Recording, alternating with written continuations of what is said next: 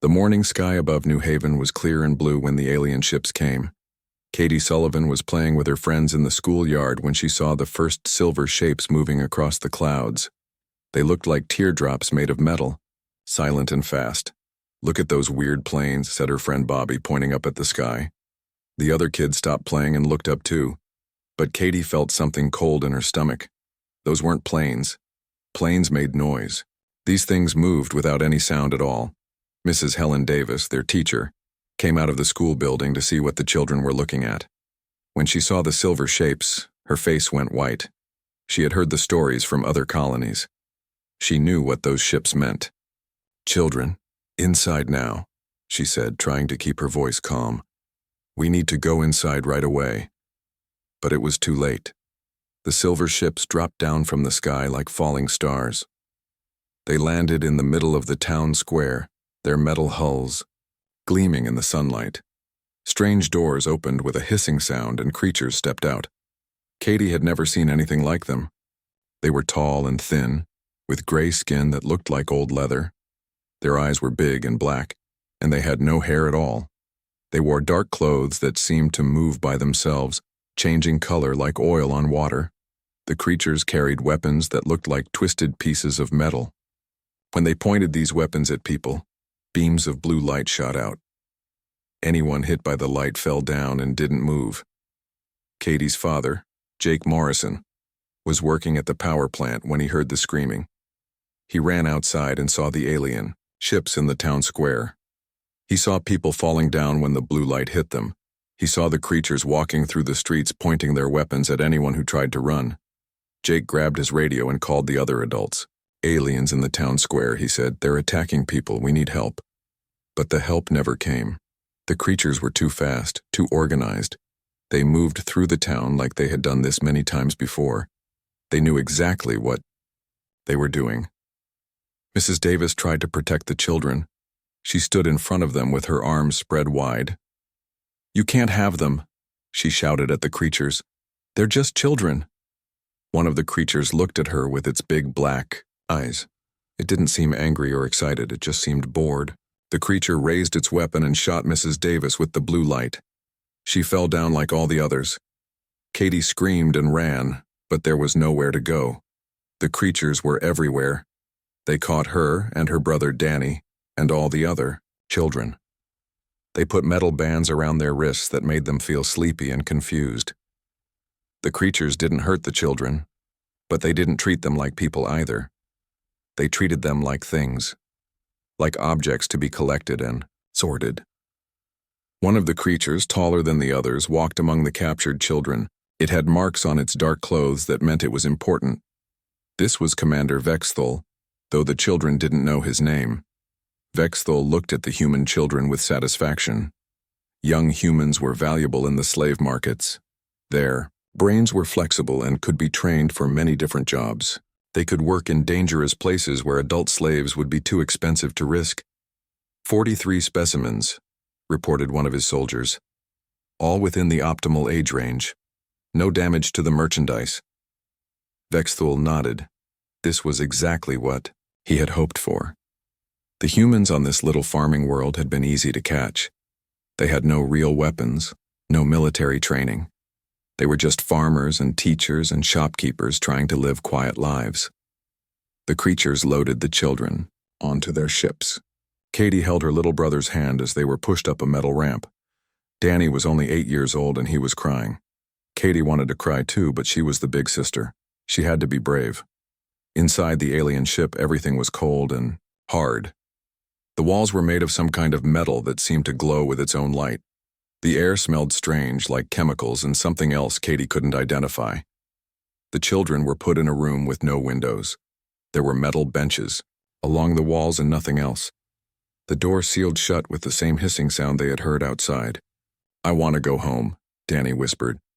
"We will," Katie said, though she didn't know if it was true. "Mom and Dad will come for us," but Katie's parents couldn't come for them. Jake Morrison and his wife Linda were lying unconscious in their house, along with all the other adults in town. The alien weapons had knocked them out, but they hadn't killed them. The creatures didn't want to waste time fighting. They just wanted the children. The alien ships lifted off from New Haven as quietly as they had arrived. They rose up through the blue sky and disappeared among the stars, carrying 43 human children away from everything they had ever known. The adults woke up hours later. Jake Morrison was the first to realize what had happened. He ran through the empty streets calling for Katie and Danny. Other parents did the same, searching for their children, hoping against hope that they were just hiding somewhere. But the children were gone. All of them. The creatures had taken every child in town between the ages of 5 and 16. They had left the adults alive, but they had taken the most precious thing humans had. Jake Morrison fell to his knees in the town square where the alien ships had landed.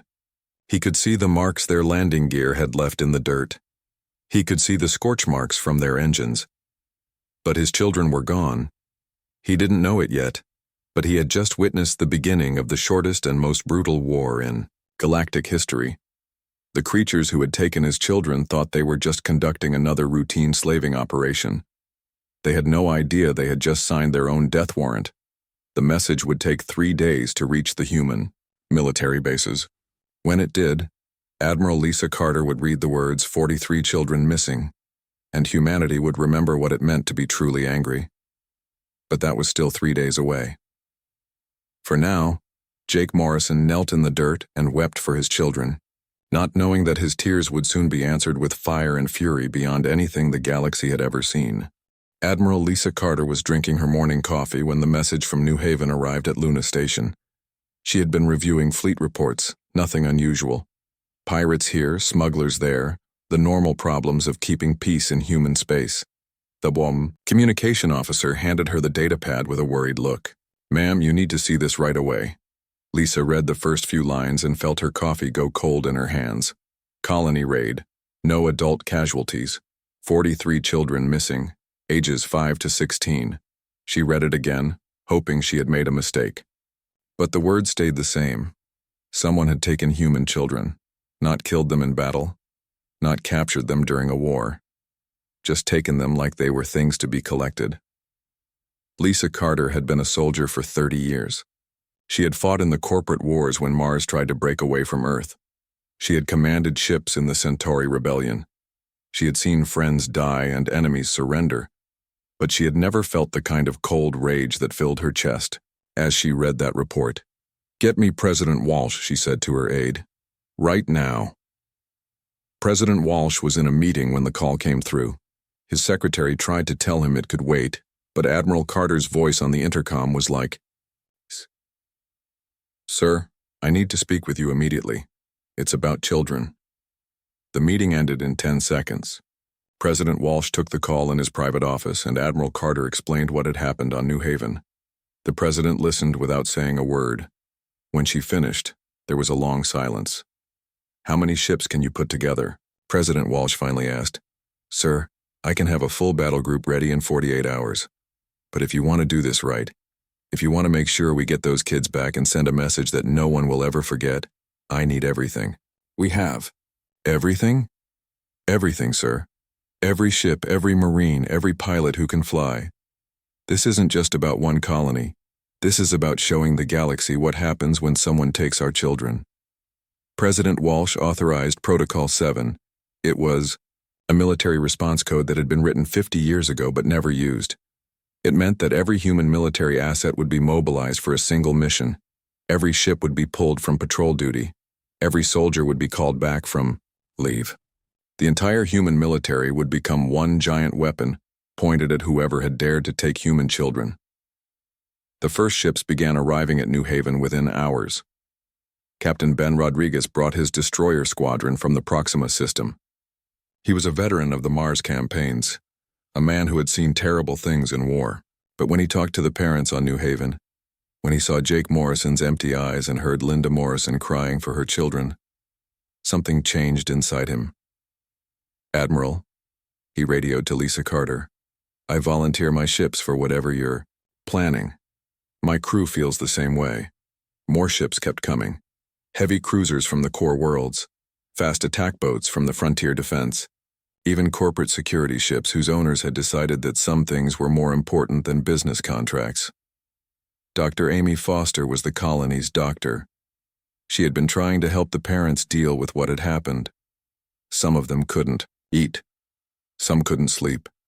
Some just sat and stared at nothing, their minds unable to accept that their children were gone. They were so organized, she told Captain Rodriguez. The aliens weren't angry or excited. They just came, took the children, and left, like they were shopping for groceries. Captain Rodriguez listened to her report with growing fury. These weren't warriors who had fought and won. These were slavers who had stolen children like they were stealing cattle. Admiral Carter arrived with the main fleet 3 days after the raid. By then, New Haven's orbit was full of human warships. Ships that had been scattered across dozens of star systems were now gathering in one place, all of them focused on the same mission. Lisa Carter stood on the bridge of her flagship, the battlecruiser, Retribution, and looked at the fleet assembling around her. She had commanded large formations before, but never anything like this. Every type of ship the human military owned was represented. Old vessels that should have been retired years ago flew alongside the newest and most advanced designs. What made it even more impressive was that they hadn't been ordered to come. Protocol 7 had authorized the mobilization, but many of these ships had arrived before the orders reached them. Word had spread through the military like wildfire. Human children had been taken, and every soldier, sailor, and pilot wanted to be part of the response. Commander Alex Murphy was in charge of intelligence gathering. He had teams working around the clock to figure out where the aliens had gone. The problem was that whoever had taken the children had good technology. Their ships didn't show up on normal sensors. "We're dealing with professionals," he told Admiral Carter. This wasn't their first raid. They know how to hide their tracks. But Alex Murphy was also a professional. He had spent his career tracking pirates and smugglers who thought they were too smart to be caught. He started looking at the problem differently.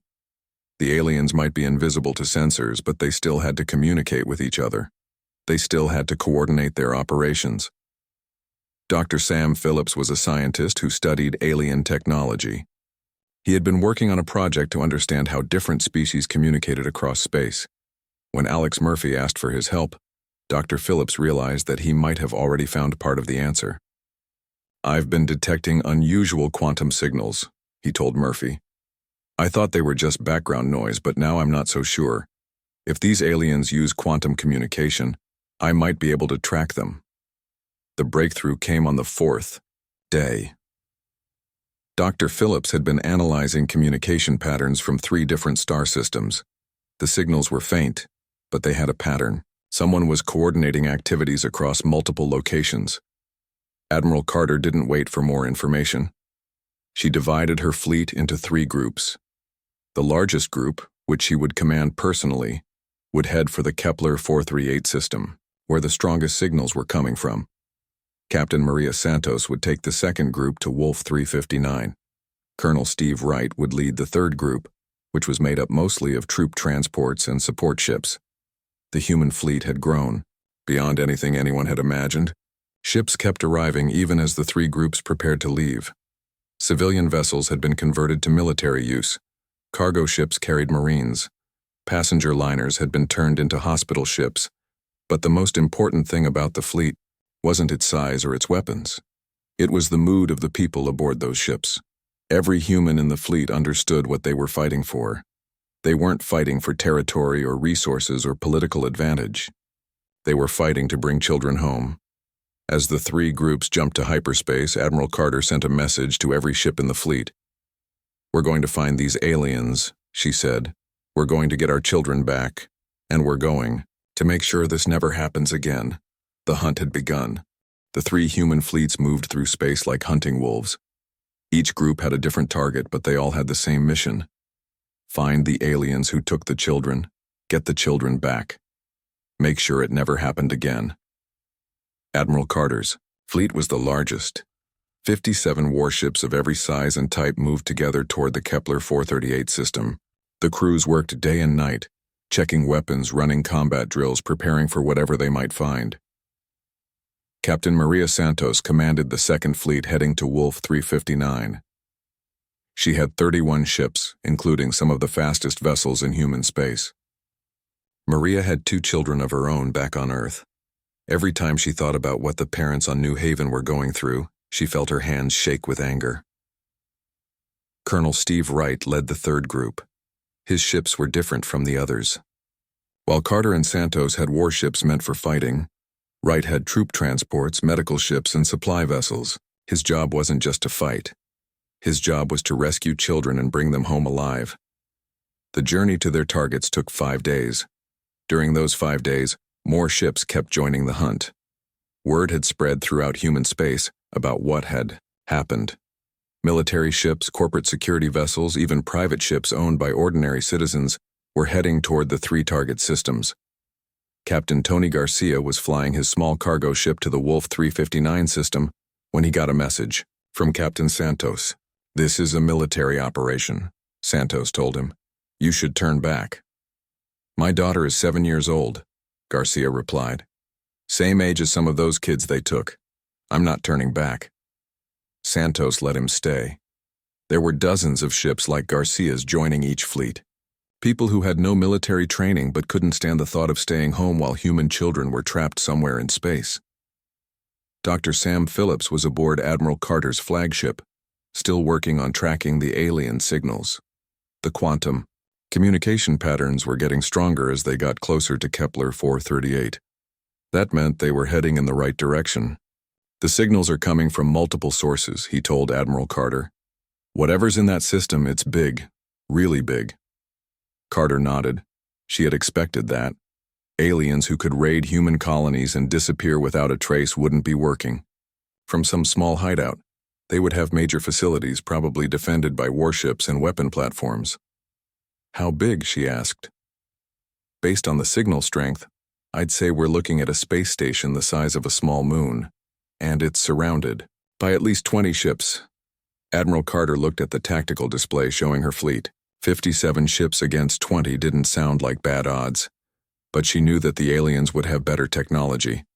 Their weapons and shields would probably be more advanced than anything humans had. That didn't matter. The aliens had something that belonged to humanity, and Carter was going to take it back no matter what the cost. The first fleet to reach its target was Captain Santos at Wolf 359. Her ships dropped out of hyperspace and immediately began scanning for alien activity. What they found was worse than they had expected. There were 3 alien ships in the system, but they weren't alone.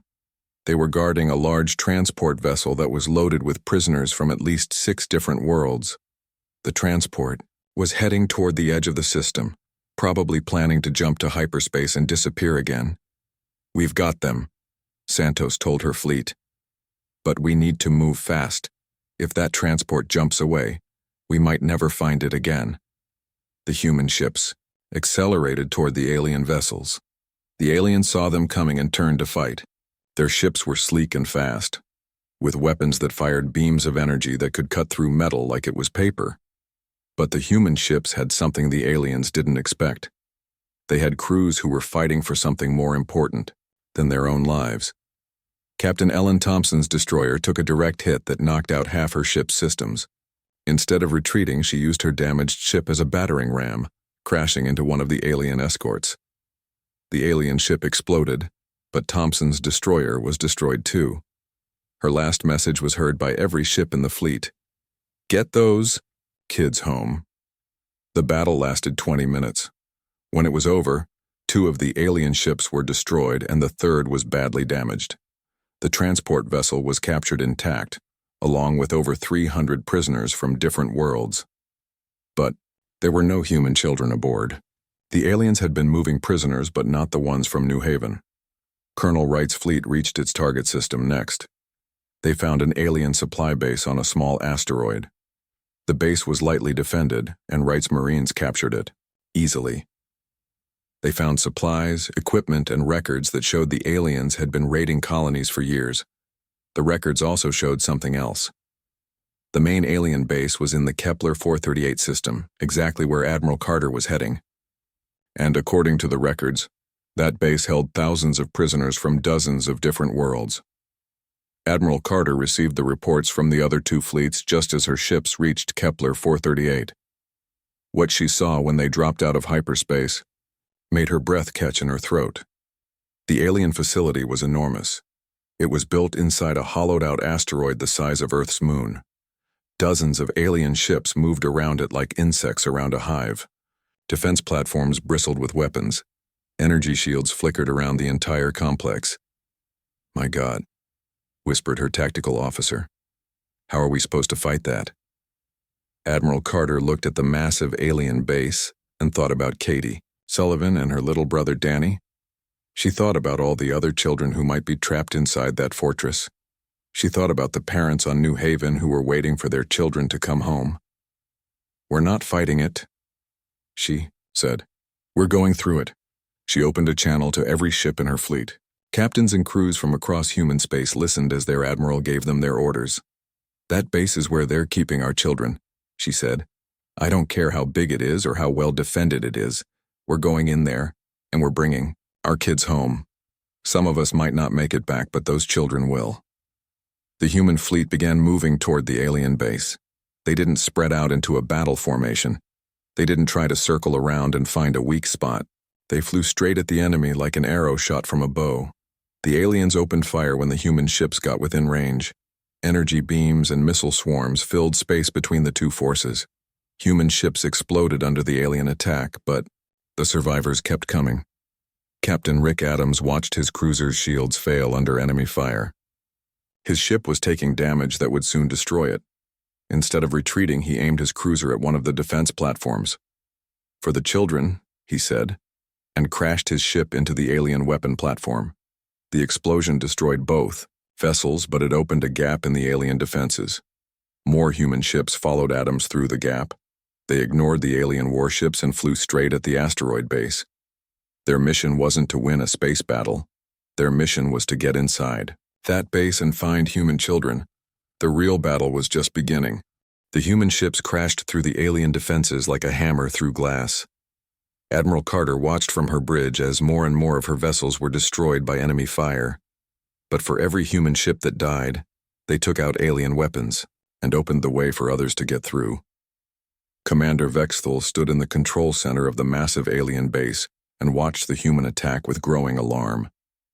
He had seen angry species before.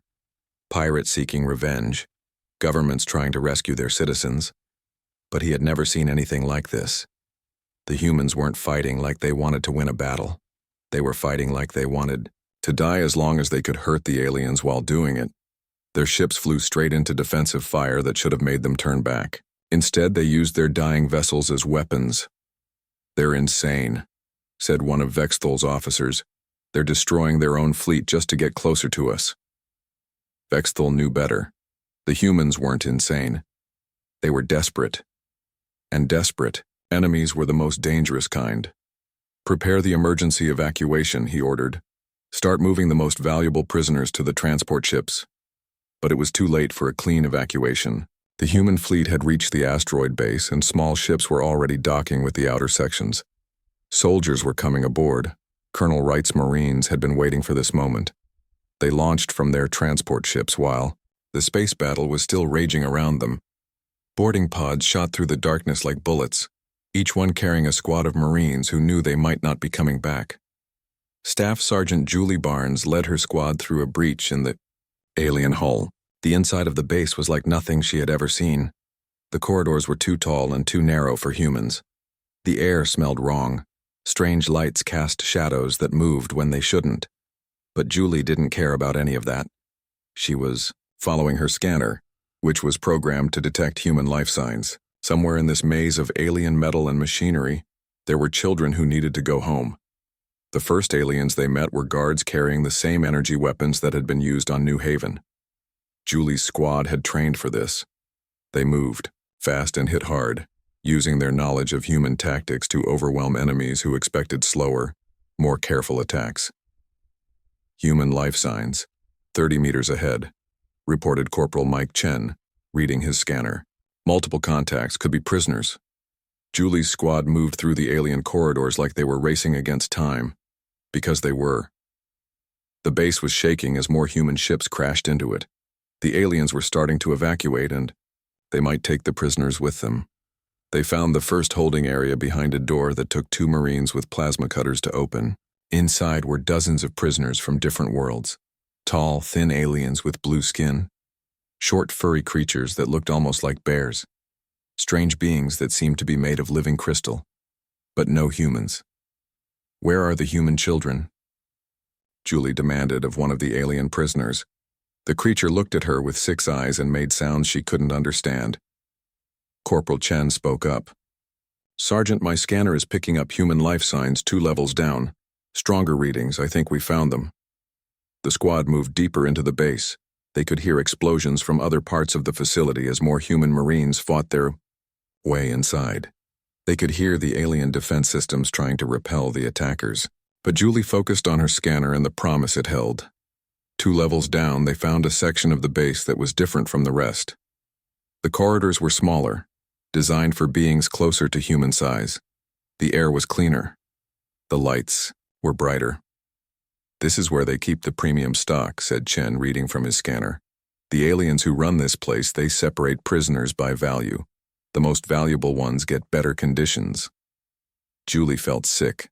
The aliens treated sentient beings like property.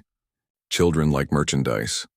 The thought of Katie Sullivan and her brother Danny being sorted and cataloged like objects made her want to burn the entire base down.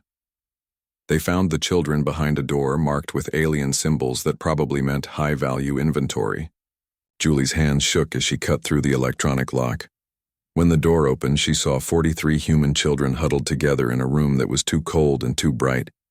Katie Sullivan was sitting in the middle of the group, holding her little brother Danny. She looked up when the Marines entered, and for a moment she didn't believe what she was seeing. Then she recognized the uniform, the human faces, the weapons that meant rescue. "Are you here to take us home?" she asked in a voice that was trying very hard not to cry. Julie Barnes knelt down so she was at Katie's eye level. "Yes, sweetheart, we're here to take you home. All of you."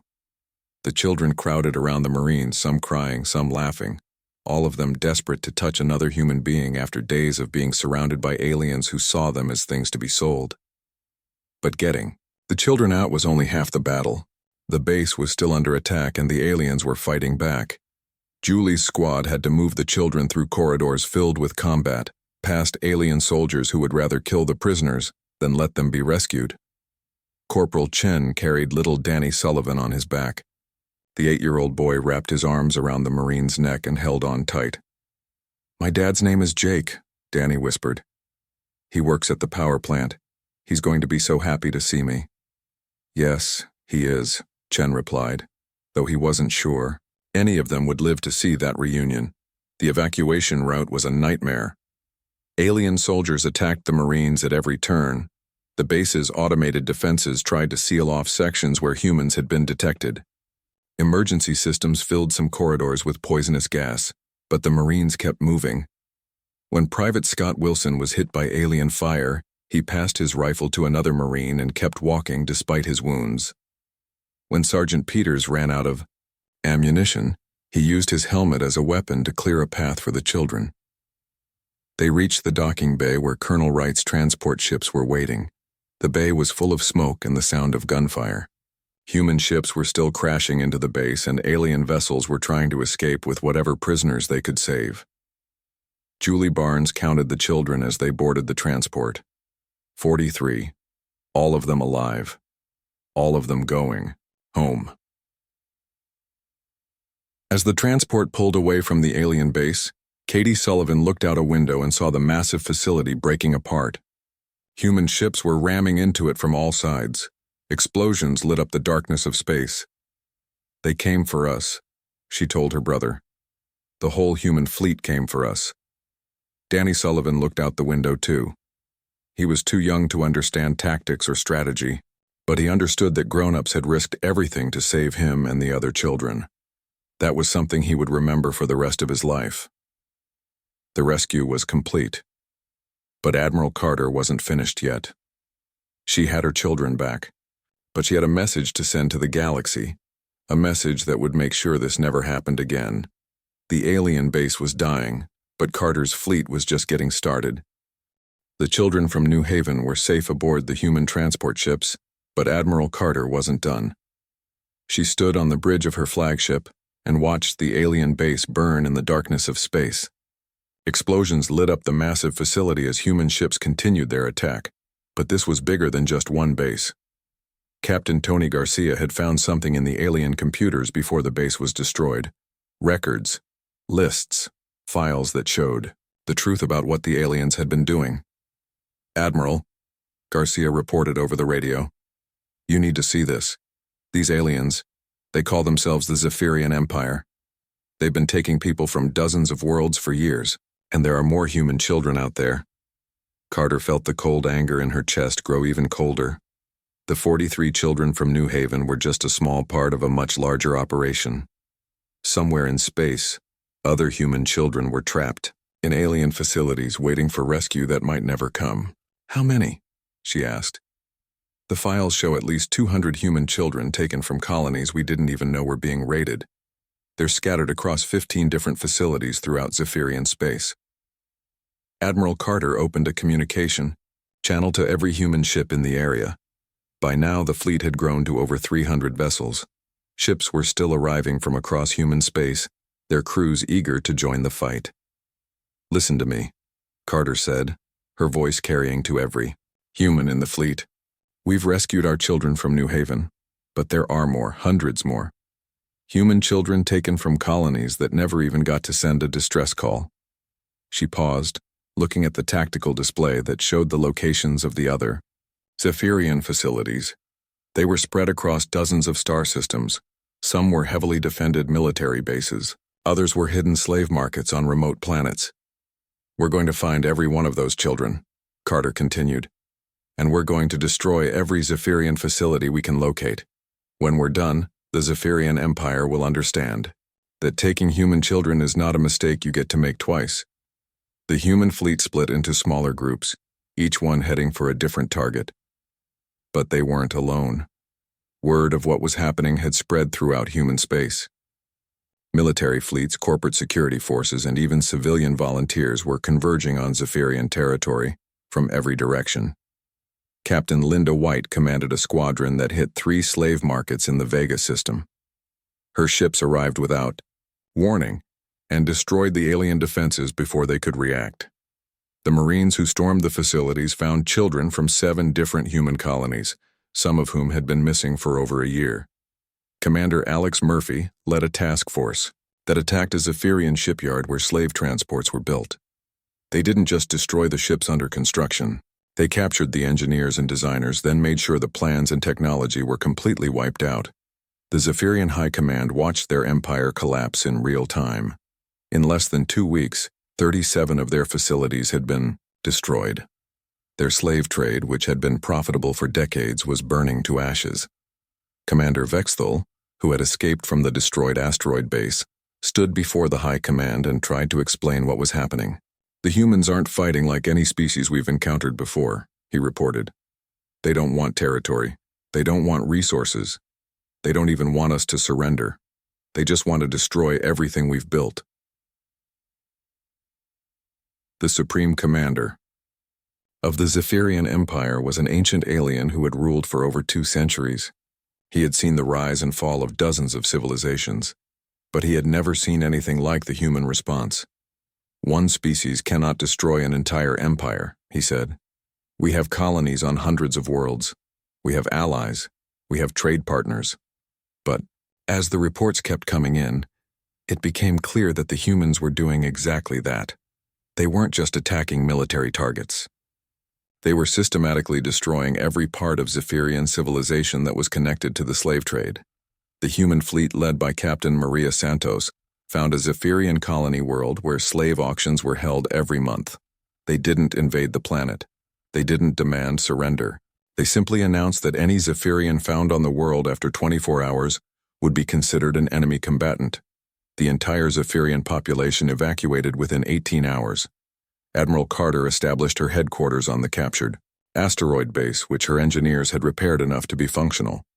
From there, she coordinated the largest military operation in human history. But it wasn't just about military action anymore.